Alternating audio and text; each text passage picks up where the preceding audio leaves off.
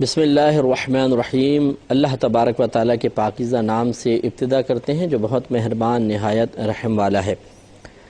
الحمدللہ 80 نمبر حدیث پر ہم کلام کر رہے تھے۔ درس بخاری شریف کا سلسلہ جاری و ساری ہے۔ حضرت انس رضی اللہ تعالیٰ عنہ نے اس حدیث کو روایت کیا تھا۔ نبی کریم صلی اللہ علیہ وسلم نے ارشاد فرمایا کہ بے شک قیامت کی علامتوں میں سے یہ ہے کہ علم اٹھا لیا جائے گا، جہالت ثبت ہو جائے گی، ثابت ہوگی، راسخ ہو جائے گی، شراب پی جائے گی اور زنا بکثرت ہوگا۔ تو ہم نے آپ کو بتایا تھا کہ قرب قیامت کے وقت جو علامات ظاہر ہوں گی اکثر وہی علامات ہیں جو برائیاں ہیں۔ گویا کہ نبی کریم صلی اللہ علیہ وسلم ہمیں اشارہ فرما رہے ہیں کہ یہ برائیاں قیامت کے قریب بہت زیادہ ہو جائیں گی، تو تمہیں اس سے بچنا چاہیے۔ ان میں سے پہلی برائی جو ذکر کی کہ علم اٹھا لیا جائے گا، اس کی میں نے آپ کو وضاحت عرض کی تھی کہ دوسری حدیث میں ہے کہ اس طرح علم نہیں اٹھایا جائے گا کہ سینوں سے کھینچ لیا جائے یا کتابیں غائب ہو جائیں ہماری لائبریریوں سے، بلکہ اس طرح علم اٹھے گا کہ علم جاننے والے یعنی علماء تیزی سے فوت ہوں گے اور کوئی ان کی جگہ لینے والا نہیں ہوگا۔ اب کتابوں میں علم ہوگا لیکن اسے کتابوں سے اخذ کر کے لوگوں تک پہنچانے والا کوئی نہیں ہوگا، اور ہر ایک براہ راست قرآن و حدیث سے علم حاصل نہیں کر سکتا۔ تو عوام الناس اور کتابوں کے درمیان ایک وسیلہ ضروری ہے، اور وہ وسیلہ پھر علماء کا ہوتا ہے، مفتیان کرام کا ہوتا ہے۔ اگر یہ وسیلہ قائم نہ رہے تو لاکھوں لائبریریاں قائم رہنے کے باوجود لوگ جاہل کے جاہل رہیں گے۔ جسے معذرت کے ساتھ میں مثال عرض کرتا ہوں جو بزرگوں نے بیان کی ہے کہ اگر ایک گدھا بہت ساری کتابیں اٹھا لے تو وہ گدھا عالم نہیں بن جاتا، وہ گدھا کا گدھا ہی رہے گا۔ تو ایسی ہوتا ہے کہ جب تک علم سے صحیح استفادہ کرنے والے پیدا نہیں ہوں گے اور وہ لوگ قائم نہیں ہوں گے جو افادہ کرتے ہیں یعنی علم کا فائدہ دیتے ہیں، تو پھر علم سے ہم مکمل طور پر فائدہ حاصل نہیں کر سکتے ہیں۔ اس لیے ہم نے آپ کو سمجھایا تھا کہ ہم سب کو مل کر علم کے فروغ کے لیے کام کرنا ہوگا۔ ماشاءاللہ آپ دیکھیں کیو ٹی وی نے بہت بڑا کام کیا ہے کہ ہم بارہا اس کو سراہتے ہیں کہ یہ وہ واحد چینل تھا سب سے پہلے کہ جس نے حقیقتاً چینل پر تبلیغ دین کو ممکن کر دکھایا، ورنہ اس سے پہلے تو یہی خیال ہوتا تھا کہ چینل سے تبلیغ دین نہیں ہو سکتی ہے، تبلیغ دین اور طریقے سے ہوگی، بیانات سے ہوگی، واعظ و نصیحت سے ہوگی، لوگوں کو جمع کر کے تبلیغ کرنے سے ہوگی، کتابوں کے ذریعے ہوگی۔ لیکن کیو ٹی وی کے پلیٹ فارم نے ثابت کر دیا کہ تبلیغ دین کا سب سے مؤثر ترین اور تیز ترین ذریعہ آج چینل ہے اور یہ میڈیا ہے۔ اور الحمدللہ جب یہ ہمارے یہاں کے پروگرام گئے اور دنیا کے اندر ان پروگرام نے لوگوں کے اندر بہت بڑی اور واضح تبدیلی پیدا کی، تو پھر دوسروں نے بھی اس کو جلدی اختیار کرنا شروع کیا اور اس کی افادیت کو سمجھ گئے، اور اس طریقے سے بہت سارے چینل اور کھل گئے۔ تو ایک تو یہ بہت بہترین ذریعہ ہے علم سیکھنے سکھانے کا، لیکن اس کے ساتھ ساتھ جیسے میں نے عرض کیا کہ جب تک علماء مزید نہیں بنیں گے، چینل پر آنے والے بھی کب تک بچیں گے، وہ بھی ایک دن ختم ہو جائیں گے۔ تو ضرورت اس بات کی ہے کہ نئے علماء بنتے رہیں اور یہ پروڈکشن آتی رہے، تاکہ اگر کچھ لوگ جائیں تو ان کی جگہ لینے والے اور بہت سارے ہوں۔ اور اس کے لیے اگر میں اور آپ یہ انتظار کریں کہ جی فلاں اپنا بچہ بھیجے، فلاں اپنا بچہ بھیجے، ایسا نہیں۔ سب کو کوشش کرنی چاہیے کہ خود علم سیکھیں۔ اگر آپ خود عالم بن سکتے ہیں، عالمہ مفتیہ بن سکتے ہیں، تو ہمت کر کے آپ کو داخلہ لینا چاہیے اور آپ کو علم حاصل کرنا چاہیے۔ اگر آپ عمر کے ایک ایسے حصے تک پہنچ چکے ہیں کہ اب یہ ممکن نہیں، یا آپ کی دنیاوی مصروفیات یا اور مصروفیات ایسی ہو چکی ہیں کہ اب آپ آگے نہیں بڑھ سکتے ہیں، تو اپنی اولاد کے لیے ذہن بنائیں کہ ہم اپنے بچوں میں سے کم از کم ایک بچے کو تو عالم، عالمہ، مفتیہ بنائیں۔ اگر ہمارے سننے والوں میں بالفرض کروڑوں لوگ سنتے ہیں، بلا مبالغہ چلیں 1 لاکھ سن رہے ہیں مثال کے طور پہ، اور ہم میں سے 50,000 بھی یہ ذہن بنا لیتے ہیں کہ ہم اپنے کم از کم ایک بچے کو عالم، عالمہ، مفتیہ بنائیں گے، تو 50,000 علماء تیار ہو سکتے ہیں، جس سے معاشرے کا ایک بہت بڑا حصہ مستفید ہو سکتا ہے۔ اگر یہ بھی نہیں کر سکتے، جیسے اولاد نہیں ہے بالفرض یا ہے تو وہ قابو میں کہنا نہیں مانتی بعض اوقات اولاد، یا اور کوئی مثلا مثال کے طور پہ پرابلم ہے، جیسے مثال کے طور پہ ایک بہن ہے، ان کا ذہن ہے کہ میں اپنے اولاد کو عالم بناؤں، لیکن بعض اوقات شوہر کی طرف سے مخالفت ہوتی ہے، بعض اوقات دیگر گھر والے سمجھتے ہیں کہ عالم تو ایک بیکار سی چیز ہے، مفتی ہونا تو ایک بیکار سی چیز ہے۔ یہ تو ان کو میدان محشر میں پتہ چلے گا کہ اس منصب کے حامل شخص کی وہاں عزت اور وقت کیا ہوتی ہے، اور اس وقت تو ہر شخص تمنا کرے گا کاش مجھے موقع مل جائے اور میں عالم اور مفتی بن جاؤں، لیکن پھر بہرحال کوئی فائدہ نہیں۔ تو ایسی بعض بہنیں مجبور ہوتی ہیں، تو ہم یوں بھی کر سکتے ہیں، آپ یوں بھی کر سکتے ہیں کہ کسی کو عالم بنوا دیں، کسی کو مفتی بنوا دیں، کسی کو مفتیہ بنوا دیں، یہ بھی بہت بڑی بات ہوتی ہے۔ اس کے لیے آپ اپنے اطراف میں جو اچھے دینی مدارس ہیں ان میں آپ رجوع کر سکتے ہیں،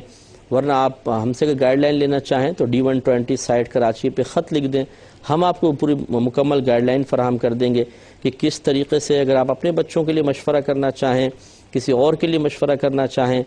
ہم حاضر ہیں۔ آپ D120 سائٹ کراچی ہمارے QTV کا ایڈریس ہے، اگر آپ مجھ سے مشورہ کرنا چاہیں تو میرا اوپر نام لکھ دیں مفتی محمد اکمل، اور آپ ہمیں خط لکھیں، مکمل آپ کو گائیڈ لائن فراہم کریں گے۔ لیکن یہ اجتماعی کوشش کرنا بہت ضروری ہے، ورنہ یاد رکھیں کہ آہستہ آہستہ علماء اٹھتے جائیں گے، جگہ لینے والا کوئی بھی نہیں ہوگا، اور پھر جو تباہی ہوگی اس تباہی کا ہم تصور نہیں کر سکتے۔ اب بھی دیکھیں علماء ہیں لیکن بہت ہی قلیل تعداد میں ہیں۔ اس کا رزلٹ میں نے دیکھا ہے، اس کا ایک برا نتیجہ یہ دیکھا کہ بعض گھر ایسے ہیں کہ جن میں 20 سال 25 سال سے زنا ہو رہا ہے، اور کوئی ان کو سمجھانے والا نہیں ہے، اس لیے کہ قریب میں صاحب علم لوگ نہیں ہیں۔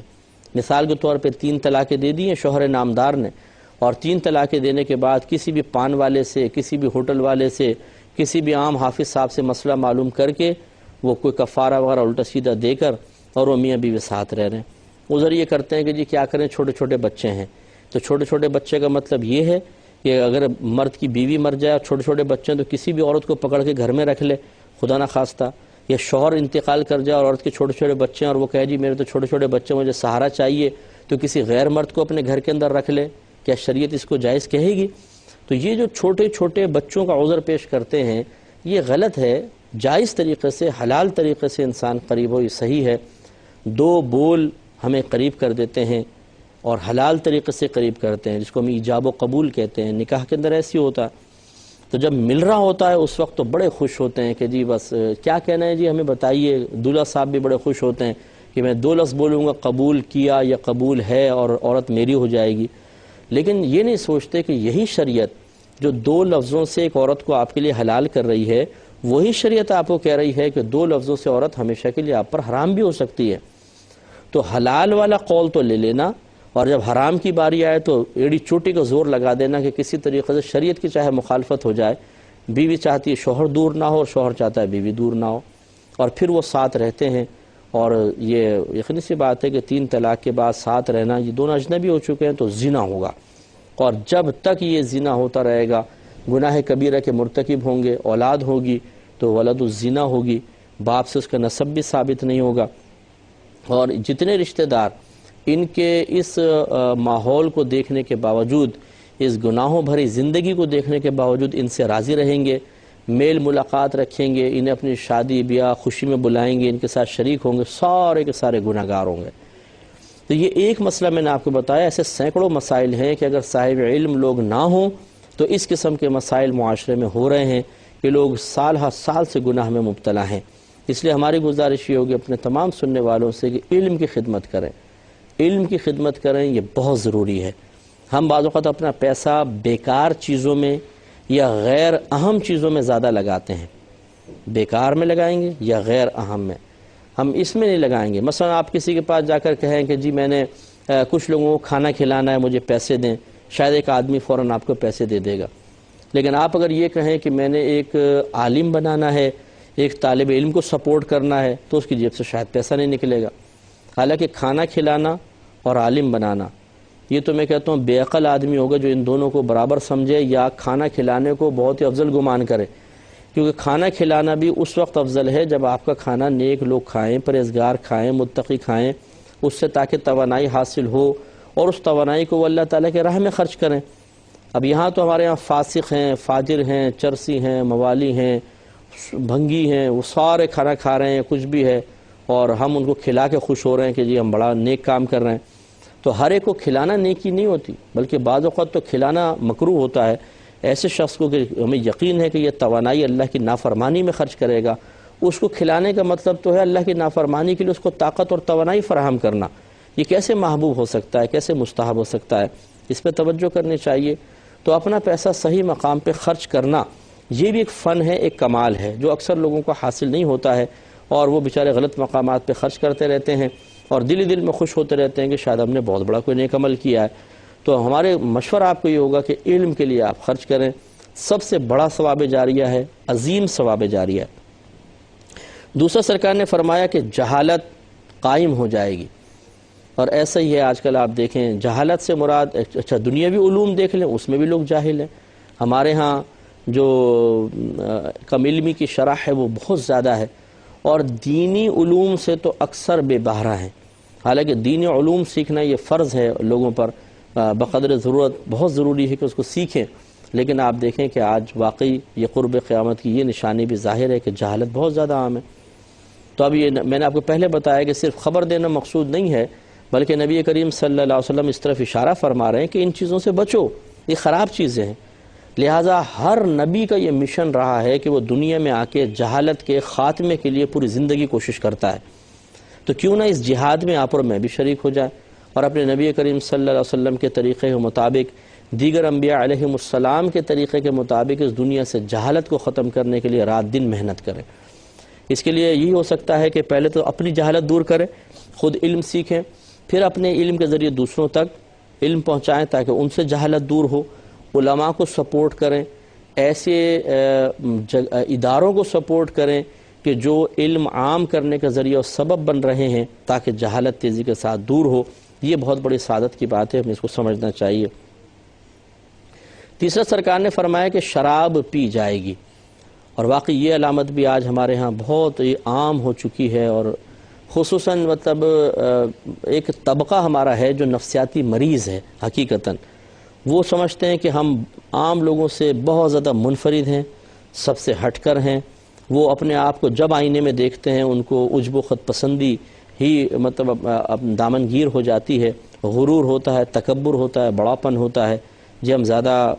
پڑھے لکھے ہیں، ہم زیادہ مالدار ہیں، ہمارا اسٹیٹس دوسروں کے مقابلے میں بہت ہائی ہے، ہمارا لائف اسٹائل دوسروں کے مقابلے میں بالکل منفرد ہے، اور سب لوگ یہ تو جاہل ہیں، بے وقوف ہیں۔ تو یہ ایک ایسا طبقہ ہوتا ہے، چاہے اس کا تعلق شوبز سے ہو، بہت سارے ایسے بھی ہوتے ہیں، یا اس کا تعلق سیاست سے ہو،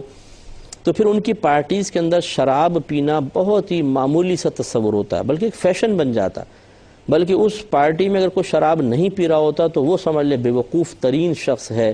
بیکورڈ ہے، جاہل ہے، اور لوگوں کے ساتھ چلنے کی اس کے اندر کچھ صلاحیت نہیں ہے۔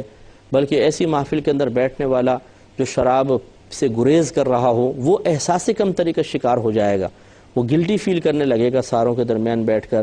ایسی محفل کے جہاں اللہ تعالیٰ کی نافرمانی گناہ کبیرہ پہ فخر کیا جائے، اور جو وہ گناہ کبیرہ میں ان کے ساتھ شریک نہ ہو اس کو طنزیہ نگاہوں سے دیکھا جائے، اس پہ طنز کسے جائیں، اس کو برا بھلا کہا جائے، آپ سوچئے کہ اس پہ اللہ تعالیٰ کی رحمت نازل ہوگی یا کیا ہوگا۔ اور پھر جب یہ شرابیں پینے والا دنیا سے رخصت ہوگا تو یہاں پر چاہے آپ کتنی عزت حاصل کر لیں، یہاں پہ ہم جیسے دیندار جو کبھی اس چیز کے خلاف یا اس کے بارے میں بولیں انہیں آپ برا بھلا کہہ دیں منہ بھر بھر کے، لیکن مرنا تو ہے آج نہیں، 10 سال بعد، 20 سال بعد، 30 سال بعد۔ جس پیٹ کے اندر یہ گندی چیز پہنچے گی اور رگوں کے اندر جب یہ جگہ پکڑ لے گی، اس سے گوشت پیدا ہوگا، سوچئے کہ موت کے وقت کیا ہوگا۔ سخت انجام ہے، بہت برا انجام ہے، بہت بری موت آتی ہے، شرابی کو بہت سخت بری موت آتی ہے۔ اور پھر جب یہ قبر کے اندر پہنچے گا تو نبی کریم صلی اللہ علیہ وسلم نے بڑی عذاب کی وعیدیں بیان فرمائی ہیں، اس کو مستقل عذاب ہوتا رہے گا، قیامت تک یہ عذاب قبر میں مبتلا ہوگا، پھر میدان معاشر میں ذلت، رسوائی، ندامت، پچھتاوا، شرمندگی، اور پھر جہنم میں داخلہ۔ اللہ راضی ہو جائے تو الگ بات ہے، بہرحال کوئی ناممکن نہیں ہے کہ وہ کسی شرابی کو نہ بخش نہیں سکتا، ایسا نہیں ہے، وہ بخشنے پہ قدرت رکھتا ہے۔ لیکن نبی کریم صلی اللہ علیہ وسلم نے جو کچھ بیان فرمایا اس کا خلاصہ اور محصل یہ ہے کہ ایسا آدمی وقتی مزے کے لیے اپنے آپ کو تباہ کر رہا ہے اور آخرت میں یہ ضرور برباد ہو جائے گا۔ اس لیے شراب پینا کوئی کمال کی بات نہیں ہے۔ جو ایسے بھائی بہن اگر ہماری بات سن رہے ہوں، بالفرض سن رہے ہوں، ان کو توجہ کرنی چاہیے۔ شراب پینے سے نہ صرف آپ کا وقار زائل ہوتا ہے بلکہ آپ کی صحت بھی خراب ہوتی ہے، بلکہ آپ کی بیوی بچے اور آپ کے رشتہ دار آپ کی وجہ سے طنز کا نشانہ بنتے ہیں، بچوں میں احساس کمتری بیدار ہوتا ہے۔ ایک شرابی آدمی کی بیٹی ہو تو اس کو لوگ تانے بھی دے سکتے ہیں، تم شرابی کی بیٹی ہو، لوگ رشتہ کرتے ہوئے گھبراتے ہیں، تو صرف اپنی ایک نفسانی خواہش کے لیے اپنے بچوں کے مستقبل کو خطرے میں ڈال دینا کہاں یہ اچھا ہو سکتا ہے؟ اور وہ مطلب حضرات یا خواتین جو ہیں جن کے ہاں رواج ہی ایسا ہے کہ وہ بچوں کے سامنے بھی کوئی فیل نہیں کرتے ہیں، اور ان کی گیدرنگ بھی ایسی ہے کہ جہاں ان چیزوں کو برا نہیں سمجھا جاتا، تو وہ اگر یہ سوچیں کہ جی ہمارے بچوں میں تو کوئی منفی اثر نہیں پڑے گا، ہمارے ہاں تو ماحول ہی ایسا ہے، یہ بچے بھی بڑوں کے شرابیں پئیں گے،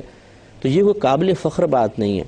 ماں باپ کا کام ہے اپنے اولاد کے لیے ایک اچھا رول ماڈل بننا، ایک اچھی مثال بن کر اپنی زندگی گزارنا، نہ یہ کہ ایسی مثال بن جائیں کہ بچے ہمیں دیکھ کر شراب کا تصور قائم کریں، معاذ اللہ خدا نخواستہ برائی کی طرف ان کا ذہن جائے، اور وہ بھی پھر بڑے ہونے کے بعد یہ کہیں کہ تم نے بھی تو ہماری نگاہوں کے سامنے برائی کی تھی، اگر ہم کر لیں تو کون سی بڑی بات ہے؟ تو یہ پھر اپنے اولاد کو جنت کا راستہ دکھانا تو نہیں ہے۔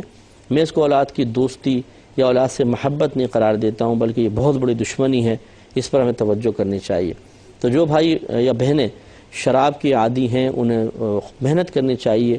تفکر کرنا چاہیے، اور اس کو چھوڑنے میں رات دن ایک کر دینا چاہیے تاکہ گندی چیز دور ہو، کیونکہ قرب قیامت کی علامات میں سے ایک ہے۔ پھر سرکار نے فرمایا زنا بکثرت ہوگا۔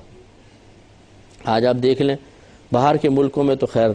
جو غیر مسلم ہیں ان کو تو آپ چھوڑ دیں، کیونکہ مسلمانوں کی یہاں قید نہیں لگائی سرکار نے، فرمایا زنا بکثرت ہوگا، تو بکثرت زنا ہو رہا ہے۔ آج آپ دیکھیں باہر کے ملکوں میں تو بہت ہی زیادہ، اور ہمارے ملک کے پاکستان میں بھی کوئی کم تو نہیں ہے، اور خصوصاً یہ گاؤں سائڈ پہ جو جتنے دیہات وغیرہ ہوتے ہیں ان میں شہروں کے مقابلے میں زیادہ ہوتا ہے، بہت ہی زیادہ ہوتا ہے، اللہ تعالیٰ محفوظ فرمائے۔ تو آج یہاں پر بھی نیٹ نے اور جدید جتنی بھی سائنسی ایجادات ہیں انہوں نے گناہ کو بے حد آسان بنا دیا ہے، کیونکہ پہلے آدمی کسی سے ملتے ہوئے کسی تک اپنا پیغام پہنچاتے ہوئے 10 بار سوچتا تھا، 10 بار ڈرتا تھا، اور خوف ہوتا تھا کہ پکڑے جائیں گے تو کیا ہوگا، کسی کو پتہ چل جائے کیا ہوگا۔ لیکن سائنسی ایجادات نے ان تمام چیزوں کو اتنا محفوظ بنا دیا ہے کہ اب انسان ایک کمرے میں بیٹھ کر جو برائی چاہے وہ کر سکتا ہے، یعنی بے شمار برائیاں کر سکتا ہے۔ اب اللہ کا خوف ہی ہو تو انسان برائی سے بچے گا، ورنہ کوئی چیز اس کو نہیں روک سکتی، نہ کوئی اس پہ مطلع ہو سکتا ہے۔ اللہ تعالیٰ کسی کا راز فاش کر کے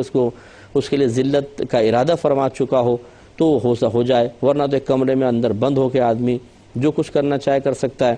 تو اس لیے یہ بھی واقعی بالکل سرکار نے صحیح فرمایا کہ بکثرت زنا ہوگا، اور آج کل ہو رہا ہے، تو اس لیے زنا سے بھی ہمیں بچنا چاہیے اور کوشش کرنی چاہیے کہ ایسی لوگوں تک تعلیم پہنچائیں، ایسا شعور فراہم کریں کہ اس قسم کے گناہوں سے نفرت پیدا ہو۔ جیسے ہمارے نبی کریم صلی اللہ علیہ وسلم کا کتنا مبارک طریقہ تھا کہ ایک نوجوان آپ کے پاس آیا اور اس نے عرض کی کہ یا رسول اللہ صلی اللہ علیہ وسلم مجھے زنا کی اجازت دے دیں، تو صحابہ کرام اس پہ سیخ پا ہو گئے۔ انشاءاللہ میں عرض کرتا ہوں اگلے پروگرام میں، کیونکہ ٹائم بہت کم ہے، تو یہ واقعہ پہلے عرض کریں گے، پھر اگلی حدیث کی طرف آئیں گے۔ اللہ تعالیٰ سے دعا ہے کہ رب کریم جو کچھ ہم نے سنا اس پر عمل پیرا ہونے کی توفیق عطا فرمائے، آمین۔ وآخر دعوانا ان الحمدللہ رب العالمین۔